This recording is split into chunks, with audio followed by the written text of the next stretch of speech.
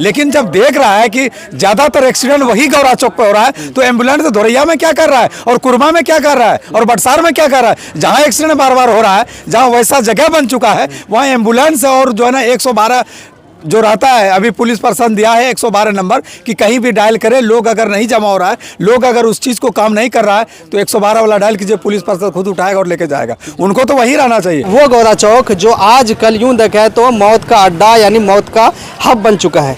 सारे प्रकर्म हमने पिछले 2-3 महीने से देखा इस चीज़ को, किस तरह से लोग, एक व्यापारी जाते हैं, एक मुसाफिर जाते हैं, जो आए दिनों किसी कोई सांड में टकरा कर या कोई मिनी हाईवा के चपेट में आकर अपने जान को गंवा देते हैं। क्या यह खेल कब तक चलता रहेगा? कुछ बदलाव चाहिए समाज में, या कुछ इस रोड पर चलने वाले लोगों के ऊपर भी कुछ जिम्मेदारी बनती है, या यूँ कहें कि यहाँ जो लोकल प्रतिनिधि है या जो स्थानीय थाना प्रभारी है या थाना क्षेत्र है, उनका भी कुछ दायित्व और जिम्मेदारी बनता है। इन्हीं सारे प्रक्रम में हमारे पास हमारे सामने मौजूद है काठबंगाव बिरबलपुर के जाने माने चेहरा हफीज मकबूल साहब। उनसे बात करेंगे। सर, आखिर ये जो एक अड्डा बनते जा रहा है गौरा चौक, उस वक्त से पिछले रमजान के महीने से अब तक देख रहे हैं आधा दर्जन से ज़्यादा मौत के शिकार हो चुके हैं। क्या हो गया है गौरा चौक को?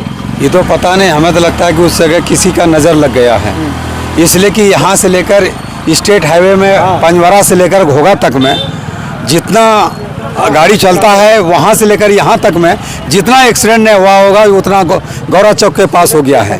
इस पर प्रशासन की पहल होनी चाहिए कि आखिर एक्सीडेंट उस जगह होता क्यों है। सबसे बड़ी बात है कि उस जगह 3 वाहन हो गया है, उधर पश्चिम दिशा से भी एक रोड आती है और उस जगह दुकान भी ज़्यादा हो गया है। दुकान ज़्यादा होने की वजह से वहाँ आगमन ज़्यादा है, लोग ज़्यादा जमा रहते हैं और दुकानदार क्या करते हैं कि थोड़ा सा जो है ना रोड साइड में भी बढ़ा दिए दुकान, जिसके वजह से रोड सकरा हो गया है। लोग रफ्तार से आते हैं, कुछ इधर से आते हैं, कुछ उधर से आते हैं, कंट्रोल नहीं कर पाते हैं, जिसकी वजह से एक्सीडेंट या दुर्घटना का शिकार हो जाते हैं। सबसे बड़ी समस्या यही है कि उस जगह रोड संकरी हो गई है, आबादी घनी हो गई है, लोग हमेशा भीड़ रहती है, उधर से रफ्तार से आते हैं, कंट्रोल नहीं कर पाते हैं और एक्सीडेंट हो जाते हैं। जिस तरह से मौतों का एक सिलसिला देख रहे हैं पिछले कुछ महीने से, स्थानीय प्रशासन को एक सुझाव के तौर पर आप क्या कहेंगे, क्या तब्दीली ला सकते हैं ताकि लोगों की ज़िंदगी जो है ना महफूज हो सके? जी, उसके लिए सबसे पहले बात है कि उस जगह एक बैरिकेड होने चाहिए। बैरिकेड यानी जिसको कहते हैं कि ब्रेकर जिसको बोलते हैं, वो ब्रेकर होने चाहिए। ब्रेकर रहने की वजह से लोग कहीं ना कहीं गाड़ी की जो स्पीड होती है वो कम हो जाता है। कहीं ना कहीं अगर 4 नंबर गियर से आते हैं तो उसको गियर तोड़ना पड़ता है, अगर 60 की स्पीड से आते हैं स्पीड उसका 20 करना पड़ता है। वो होने के बाद कुछ ना कुछ हो बचा है।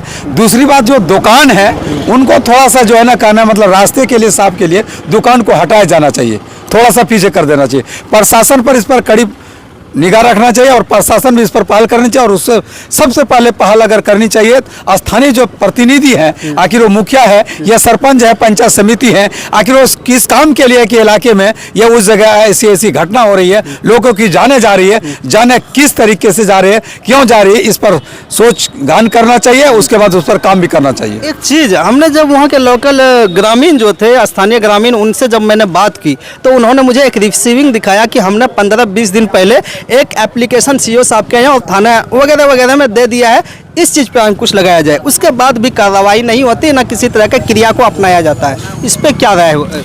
देखिए, दरअसल बात है कि कहीं भी अगर पहला स्टेप लीजिएगा तो अक्सर पुलिस प्रशासन हो या कोई विभाग हो, वो एक्शन नहीं लेता है। एक्शन तभी लगा जब इलाके के लोग और स्थानीय लोग रोड पर आकर के चक्का जाम करेंगे, रोड पे आकर के कहीं न कहीं एक छोटा सा आंदोलन करेंगे, तब उसके बाद वो एक्शन में आएगा। तब उसके बाद एक्शन में आने के बाद कहीं न कहीं कार्रवाई करेगी। ग्रामीणों से हमने जब बात किया तो उन्हीं में से एक दो चार ग्रामीण ऐसे बोले कि जिस तरह से यहाँ मौत का तांडव हो रहा है, इस चौक पर एक एम्बुलेंस होना चाहिए।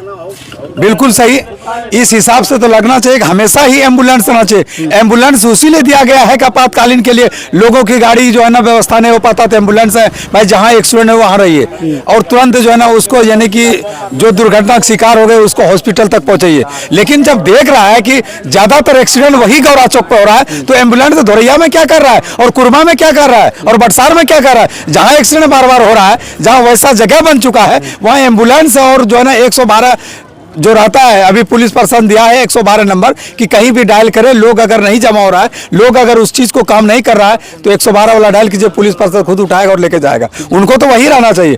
खैर, कहने का मतलब 112 वाला जो डायल है, 112 वाला जो पुलिस है, जो सरकार की तरफ से दिया गया है, ये कररिया और जो कुरमा के बीच में रहता है, और इस बीच में आज तक एक्सीडेंट नहीं हुआ है। जहाँ एक्सीडेंट होता है वहाँ नहीं रहता है। इन लोगों को वहाँ रहना चाहिए।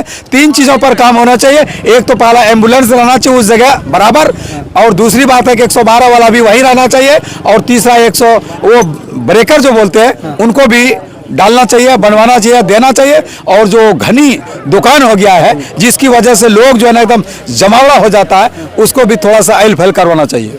काठबंगो बिरबलपुर पंचायत के प्रतिनिधि हाफिज साहब, मकबूल साहब की तरफ से एक लोगों के लिए एक अपील और यहाँ के स्थानीय प्रशासन के लिए एक अपील क्या होगा? सबसे पहले मेरा अपील यही है कि नौजवान जितने हैं, और जिसके घर में नौजवान है और जिसके घर में गाड़ी है, और देखते होंगे कि नए नए बच्चे जब गाड़ी सीख जाते हैं तो उनके गार्जियन चाबी दे देते हैं, या कुछ न छोटी मोटी जरूरियात के सामान को लाने के लिए बच्चे को बाइक दे देते हैं और चाबी देते हैं कि बेटा ये सामान सनोला से लाओ, ये सामान कुरमा से लाओ, ये सामान धोरिया से लाओ। आपको लगता है कि मैं बैठा ही रहा और मेरा बच्चा काम कर गया। इस पर थोड़ी सी पहल होनी चाहिए, और कोई भी नया बच्चा गाड़ी चला रहा है उसको बाइक पहले नहीं देनी चाहिए। दूसरी बात, ये मिनी हैवा जिसको बोलते हैं, साला ये मिनी हैवा की मिनी हेलीकॉप्टर है। मादरचोद हम जब चलते हैं तो इतना स्पीड चलता है, मेरा स्पीड 55 का, उसका स्पीड 65 का। हम बोले साला आपका मिनी हैवा के हेलीकॉप्टर है, इतना रफ्तार से चलता है कि अगर कोई अचानक कुछ आगे में आ जाए तो कंट्रोल करना मुश्किल है। सबसे पहले मिनी हैवा का जितना ड्राइवर है 2-4 लाठी एकदम पीठ पे दो, बस उसके बाद। इसलिए जितना एक्सीडेंट होता है ज्यादातर आधा से ज्यादा मिनी हैवा से ही टकराता है। ये थे प्रखर वक्ता और जनाब हाफिज मकबूल साहब, काठबंगो बिरबलपुर पंचायत के ये सरपंच साहब थे। इसी में और क्या देखते हैं, एक बहुत विभत्स घटना जो है, दर्दनाक घटना अभी जस्ट कुछ देर पहले हुआ है गौदा चौक पर। क्या गौदा चौक सुन के क्या आपके ख्याल आता है दिमाग में? बहुत अफसोस आ रहा है, हर बार वो इसी जगह हो रहा है। तो ये 1 महीने 2 महीने का बात करें तो कई जाने गई है। उसको लगता है कि इधर से आपको गुजरना चाहिए, नहीं गुजरना चाहिए तो उसको पुलिस वाले चुराना चाहिए वहाँ ना। तो क्या कहेंगे आप उनको? उनको क्या कहेंगे, हम तो ना कहे, हमको की मौत देखा नहीं जाके क्या